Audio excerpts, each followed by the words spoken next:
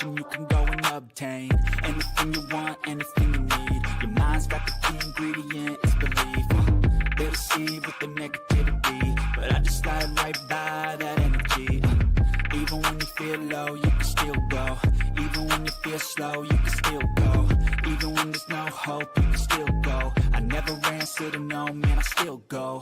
Go, go, go, go, go, go, go, go, go, go, go,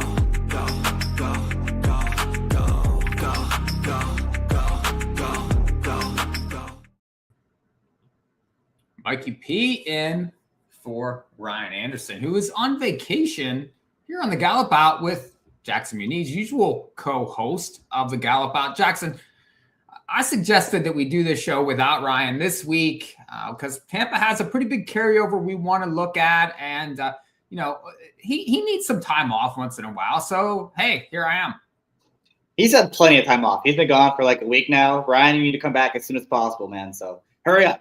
But always glad to have you on, Mikey. And as you said, we got a pretty good sequence to cover at Tampa Bay Downs. I think you said the carryover was 80-something thousand. And look, these fields are really tough. We're going to get into them pretty soon, but this is a really difficult sequence, so it should pay pretty well. It's like pick 5 for Friday, January the 16th at Tampa. And we've been sort of following Tampa, you and I and Chris Couples, and some of these contests revolve around these Tampa races. And they've got big fields. You have competitive races. They are difficult though, and you see some of these long shots pop up a lot of times and win these races. You get some some pace dynamics and things that are difficult to navigate. So Tampa, I do think, is tough. If you get it right, you can certainly get paid, and that's why you see a lot of carryovers. Yeah, absolutely. And I mean, we saw yesterday, it was every time I looked up at the results, it was 40-1 or $40 winner, $35 winner, $40 winner. Kind of just shows how deep these fields are, how competitive they are. And of course, it always helps when you have these big field sizes, as we do again for tomorrow's sequence. I think there's 51 horses entered in the body plus a few AEs. So very, very difficult. A lot of ways to go, and that's how you get these things to pay. Yeah, and we're going to go late pick 5 here for Friday at Tampa Bay, and it starts 2:28 Eastern time.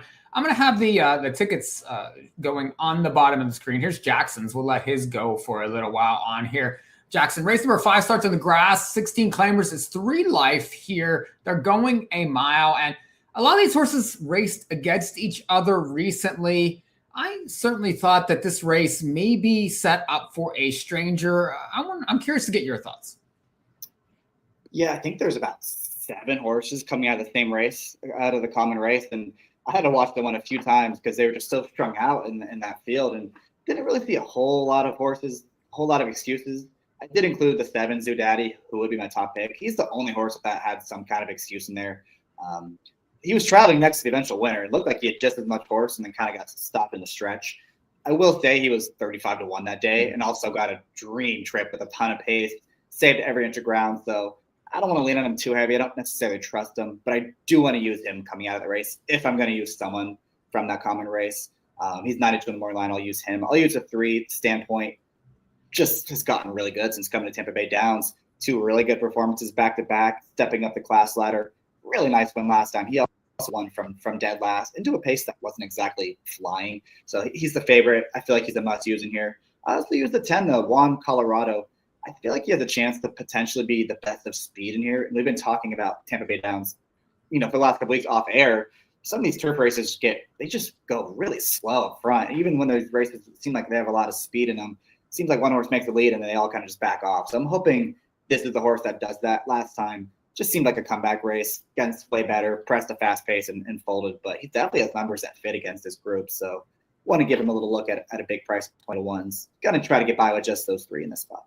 Yeah, we're very similar, and I'll throw my ticket up there for a minute here. And, I agree on the 3. I agree on the 7. And you're right. I think the only horse I want coming out of that race is the 7, Zoodaddy. I definitely had trouble there in the stretch and was blocked. The rest of them, really, I couldn't find much of an excuse. So this one was off the bench there on December the 20th and certainly had missed time, had come off a win at Monmouth back for 10,000. I think got his bottoms at Monmouth for maidens there. But was 3-5 in that spot. Showed up on the grass and wasn't terrible. It was bred for the turf. You got hit at a bomb on top. So I do think that This one certainly fits versus these, but I want Strangers, and I agree on the 3. That's, a horse that steps up from numbers of 2 into this level, and belongs, comes off a nice win. Those last 2 races are very good, and probably one of those 2 efforts I do think win this race. And I thought the 5 could be used in here too. Tool Pusher, 9-2 morning line.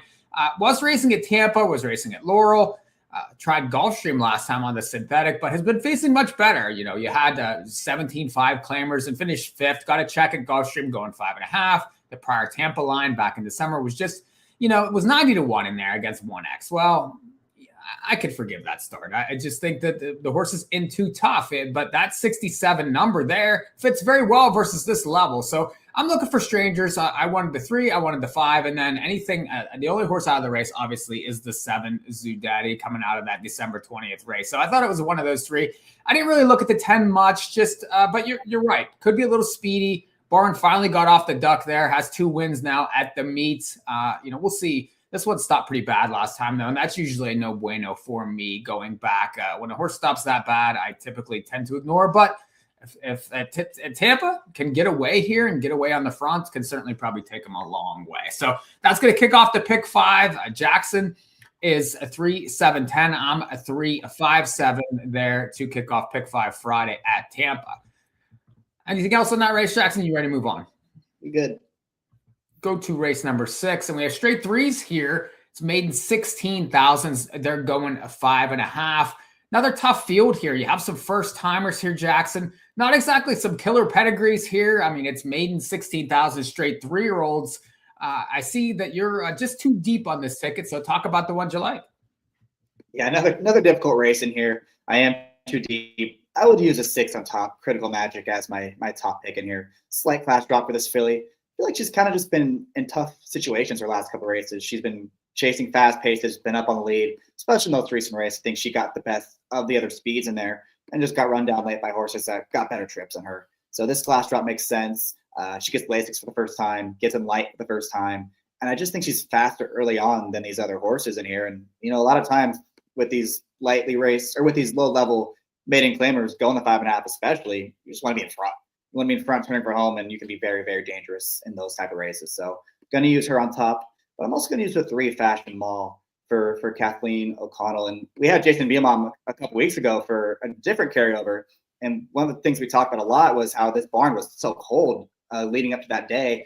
I think she was 0 for 25, I want to say, leading up to that day. Well, now the barn's 8 for 49. So they've been clicking on all cylinders the last couple of weeks. I think they're winning around 33% clip. So it's clear that the flip has been switched. I think they had a little hiccup with the barn as far as training goes and a bunch of scratches. So that's probably just what happened at that point. So want to use this horse, probably a live one from this barn.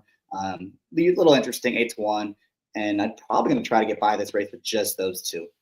Yeah, I think I remember that show. And did he mention it was like maybe an equine herpes breakout or something? It's interruption in training. And typically a perennial leading trainer at Tampa there. And you see, like Jackson said, definitely breaking out now in here.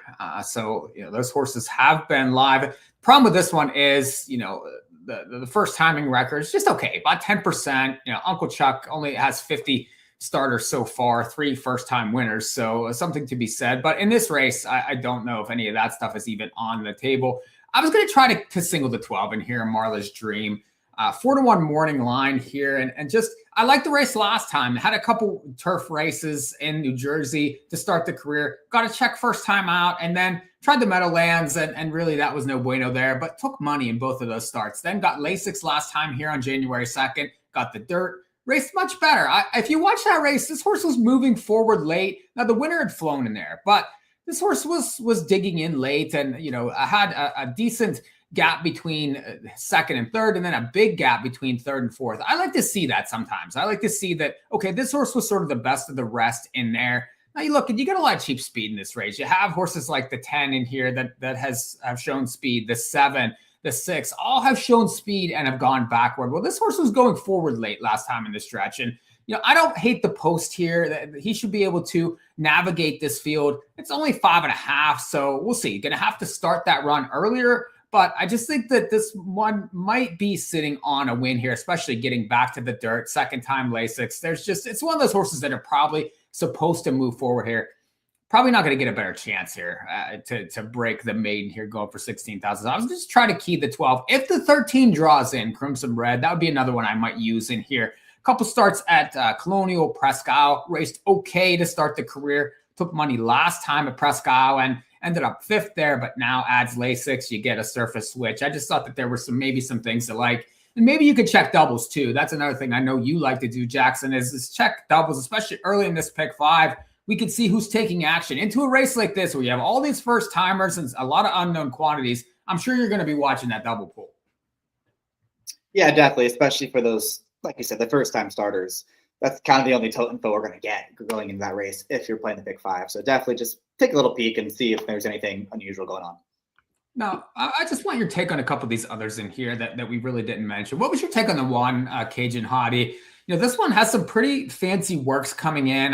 You don't see any, you see the one gate work, but then the last 3 works are pretty swift here. You get an inside post, you get a jockey that had 2 mounts last year, but has a win in 2 seconds and 4 mounts so far this year. A first-time starter, 3-year-old filly here, breaking from the rail.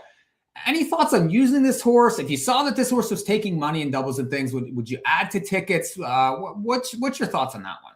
Yeah, this is the one horse I would be looking at specifically in the doubles to see if she's taking a lot of money. I left her off for all the reasons you said. The jockey was a little interesting, doesn't usually get a lot of mounts.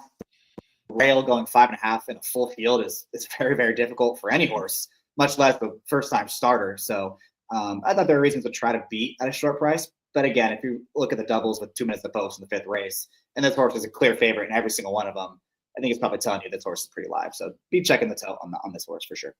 Yeah, I think another horse that'll take money maybe is the 5. She's a mischief lady. You got 8-1 morning line.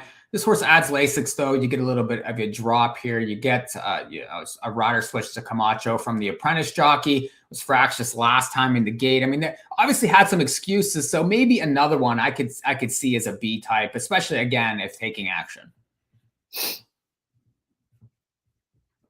Jump to race 7 here. We'll go to the 3rd leg of the pick 5, and we're back to the grass here. It's a 2 life claimers here. Now they're going a mile, and I was looking a little bit spready in this spot. I thought that again, I wanted strangers in here. My top pick's the 4, Mischievous Han, 9-2 morning line. Shows up from Gulfstream and had been facing much better types. If you look back at this horse, I mean, had starter 50s. They're back in June of last year. Prior to that, was racing in 1X allowance type races. Broke the maiden though over this course for 32 from an outside post back in April of last year. So 1 win in 10 starts. Again, a stranger in a race where you get a lot of 2 life ones that have kind of been beating around each other here. So I thought that one had a lot of merit in here. The 2 is another stranger in the race. Dancing Bear. They tried a couple stakes with this horse. Tried the Rosie Stakes at Colonial back in 24. Tried New York Stallion Stakes last year, and was okay. Got checks in that spot. Has shown speed in the past. Now you get a stretch out here. You get the easiest field that this horse has seen in quite some time. Get inside post. I think might need to be caught in this spot, especially if it can break on the lead, even though this jockey doesn't necessarily go forward all the time. And then I could see the 10 a little bit. Tigre, this one's going to be the favorite here. It was claimed last time out of a turf race. Was solid in that spot. Just ended up 3rd in there. Got a little tired late. Again, 1 for 20 over the last 2 years. 9-5 morning line. Usually trying to beat those types of horses, but just another one that I think could maybe win at a pretty suspect field. Jackson, where'd you end up? Yeah, I had a couple decent opinions in here, and the first one is this pace they have to fly. I think based on who's entered in the main body of the field. Just Comply does his best work every time he's on the lead. Dancing Bear is on the lead in sprints, stretching out the first time. He's got to go. The 5, boy, oh boy, another one, always on the lead when he's at his best. The 8, I think, Acquisitive is going to be 4th place, also stretching out from sprints. And I just think they have to go really fast up front. I also didn't love the number 10, Tigre, as you just talked about. He is going to be favoring here. Hard to ignore all the slices he likes to settle for. And he ran well last time on a wide trip, but isn't he kind of looking at a wide trip again from this outside post in here? So feels like one that kind of needs things his own way to run well. Won't be surprised if he wins, but I'm going to try to beat him. I agree with you on the 4. All the reasons you said, he seems like the closer off layoff, the fresh face in this race, and he has run well at Tampa Bay Downs. So definitely want to use him. I also want to use the 6, Sweet Tone, who would be my top pick in this spot. Finished just half a length behind Tigre 2 back when they faced off, and is going to be a way better price than last time. I thought he actually ran pretty well in there, was in a good spot turning for home, and just he didn't really have trouble, but I did think he had to pause ever so briefly at a really critical point in the race and the stretch. I think he probably could have been a little bit closer had things gone his way more in that spot. So he's another one that won't be on the lead. He'll be coming from off the pace. Going to try to get by this race, but just those 2, the 4 and the 6 from off the pace, and hope this pace really heats up on the front end. What's your take on the jockey switch there too? Because that jockey switch there, I would say, is a benefit, especially the way that this jockey likes to ride. He tends to be from off of it. I do think it suits his style. So maybe another positive there on that one's horse. Yeah, I'll admit I'm not too familiar with the jockey, but if you think he's one that's better from off the pace, then all the more reason that I can feel confident in this pick.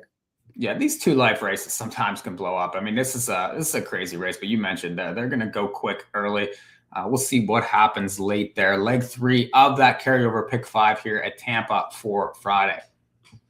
Go to race 8 and go to the dirt. Probably the nicest race of the sequence. And this is 2X optional claiming types here, going 7 furlongs. And Jackson, it looks like this is where you're going to find your single.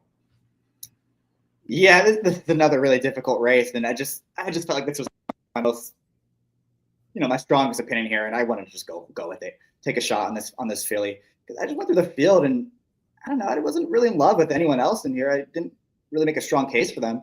I think with Dancing Magic, the hope is she just didn't like Colonial Downs. If you take away her Colonial Downs form, where she never really ran particularly well over that racetrack, she was running really well here last year at Tampa Bay in the spring. She ran well at Keeneland as a 2-year-old. That's the hope, is she just didn't like that racetrack over in Virginia, and she came back to Tampa Bay last time and ran well in a race that was arguably tougher than this. The winner got loose on the front end and just wired that field, and she ran okay in there to finish 3rd against a couple toughies. That race has come back pretty well. I believe 4 of the 5 horses that have come back to run have improved by at least 10 points on the Beyer figure scale. So maybe that race is a tad too low on the speed figures. And if you do want to increase that a few points, then that really puts her right there with anyone else in here. So I think she's pretty versatile with the pace scenario, because that's the other angle in this race. I really don't know who's going to make the front in here and who's going to be, coming from off the pace. So I think she can be close. I think she can be coming from out of it. Just a horse that I think it makes some sense in here in a race that seems really wide open. So going to try to get some separation from the crowd and single this filly. Yeah, I can see her. If you look last year, I mean, she won the Gasparilla Stakes here at Tampa going 7. So that's a tough spot, especially from off the pace. I do favor horses that like this racetrack. If you look, she has 4 starts at this track. She has a win in 2/3. Well, if you look at her lifetime record, I mean, that makes up a lot of her 1, 2, 3 finishes. So she likes this track. I do think that last race, I don't want to say it was a prep, but it certainly was a tightener. So I would think that she's going to make a decent step forward off that start. I thought, though, you kind of had to use the 4 in here. And it's Costa Alpha Miltina Anna, I guess, the horse. Maybe you can help me with this, Jackson. You might be better. You did it better than I could, that's for sure. Well, I just think that she comes out a really tough race. I mean, that 100 claimer back on December 24th with Factor Bella in there. I mean, that was a really, really nice race in there. That just way tougher than these horses here. I mean, and I just think that this is a better spot for this horse. Again, I like second off the bench. This horse has some back class, was racing in 2X kind of listed stakes type races last year. And she's another one that likes this racetrack, has 2 wins and 4 starts here. So she has to be better than last time. She showed speed in the past. I could see her, jumping out, being involved in this early mix here. And I don't know. What do you think of this pace scenario here? Because there's horses that want to be forward, but there's no real clear front runner in here. So how do you think this pace shakes out? And what do you think of the chances of the 4? Yeah, as far as the 4 goes, I feel like she's kind of the opposite of my top pick. I felt like she really liked Colonial Downs, because she has 2 buyers at Colonial that were 74, 75. And you look at what she's done everywhere else in her career, her other 11 starts, she's never gotten more than a 63. And that's a pretty big difference between what she's done at Colonial and what she's done everywhere else. So I'm hoping that she's just not as good everywhere else as she is at Colonial.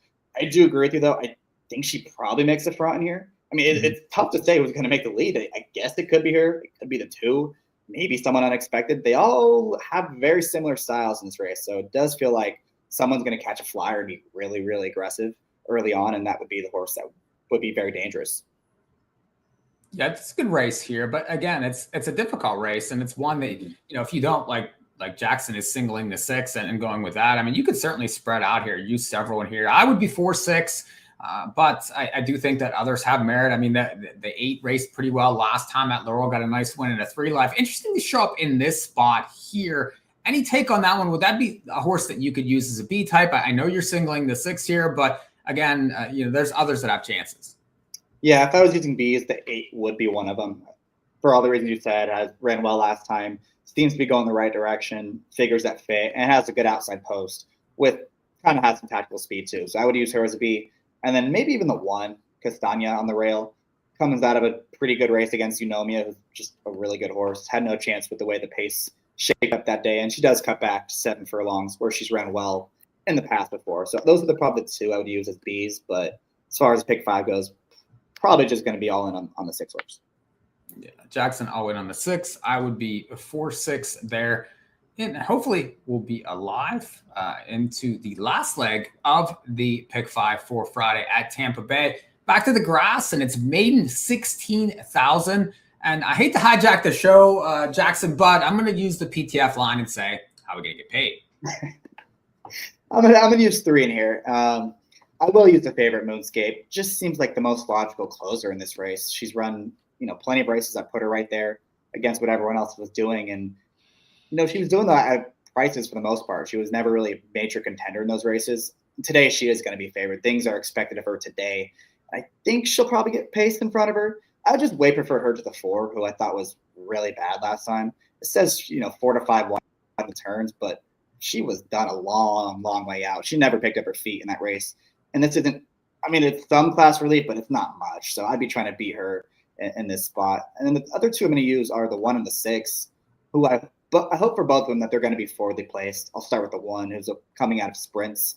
I think the 1 all-weather race was solid. It came at Gulfstream Park going 5 furlongs. Kind of just ran evenly in there. But that came against a better field. She was protected that day as well, which I like to see. I got to think with the inside post, they're just going to send and see what happens with her. So I do want to use her in this race. And then the 6 is the other one who I think could be forwardly placed. Has been running at Gulfstream Park and running okay in those spots. But this was a filly once upon a time ran a 50 buyer as a 2-year-old. And if she can replicate that performance somehow, I think she can be really dangerous because everyone else is running the exact same numbers. So I'm going to use her in here at 15 to 1. Just hope she can be forward. Blinkers going on. She gets in light in this spot. So 3 deep in here, but a really, really difficult way to end this card.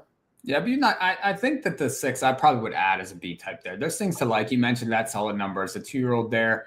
And then last year, it looked like a lot of duds. Just a lot of non-competitive races, but tougher races maybe than these. So now you show up, blinkers on, little freshening, just a maybe. You get 15 to 1. You're going to get paid if that one should get there. One you didn't mention, I agree on the 2. I would use the 2 also, but I think the 9 is one that I probably would have to use, and that's Pramaja, 6 to 1 morning line. And if you watch the race last time, just didn't have the best of trips. It was inside for a while and sort of had to wait, and then did come running in the stretch better than most. And really, the top 2 had flown in there, but this one rallied on and passed horses for 3rd. I like that coming off the bench. It has some back lines at Colonial, closed in a sprint, and then they stretched out and was just okay there, but certainly took money at Colonial last year in the summertime. Those are tough turf races. I think tougher, or at least along the same lines as these. I like the jockey here that rides right back. And I just think that this one has possibilities in here. Now, it's going to need a trip, but all of these are going to need a trip. All things are going to need them for them to go their way to win this race. So there's really no standouts. I would probably be 2-9, maybe throw your 6 in as a nice little B type to try to finish off this pick 5. That Jackson, you got the big carryover. It's a Friday afternoon. I think a lot of money is going to flow through this Tampa pick 5. You have wide open 2 life, 3 life, maiden, 16 claiming type races. So you sort of have to zig and zag and try to find the right prices to get it right.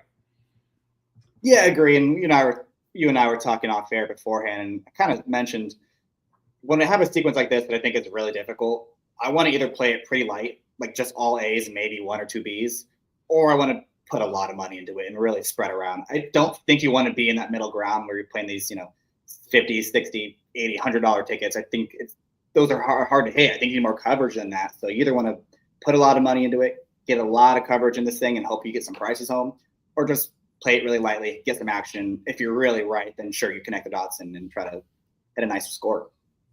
Yeah, and I think there's lots of scores to be had, and especially with some of these pick fives at Tampa. If you're paying attention to Tampa, you're certainly can cash some tickets and get some big prices there. You have turf racing, which we certainly enjoy for sure, and you got big fields. So the product is producing some huge payoffs, and it's so I think that you should be paying attention to some of these Tampa races if you're looking to play these big pick fives. So Jackson, pretty big weekend ahead. You have the Lecomte at Fairgrounds. The Derby preps are picking up. You have some contests. What sort of contest action you in on this weekend?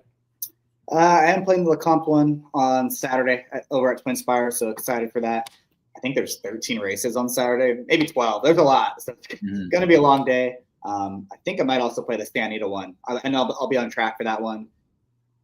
It depends, because I know it's mostly NHC seats, but if they get to a certain number, then it's going to be a Pegasus seat. I can't go to the NHC this year, so I'm going to only play if they get to that certain number. But Saturday's card at Santa Anita is also really good. It's Cal Cup Day. Every single race on Saturday I thought was wide open, so another really good card. And this weekend in general, I think is really good. There's a lot of good betting opportunities. Well, we'll be looking forward to. I think hopefully you can jump on with us for Inner Circle on Saturday. I haven't confirmed that yet, but we'll talk about that off air a little bit. And but always good to have you on the In the Money Media Network, and it's really nice that you guys could have me on here to substitute for Ryan. Hopefully, I know he's checking in right now. He said let's go. He's live, so he's sort of paying attention here. Hopefully from a beach somewhere. So I do appreciate you guys having me in and including me on your shows. And this has been awesome. I really appreciate having you guys on the network, and I look forward to having you all year long. Thanks, Mikey. Sounds good. For a production of In the Money Media, this has been a Gallop Out. Ryan will be back next week. Hopefully he's enjoying vacation. Enjoy Tampa's Pick 5. We'll see y'all next time.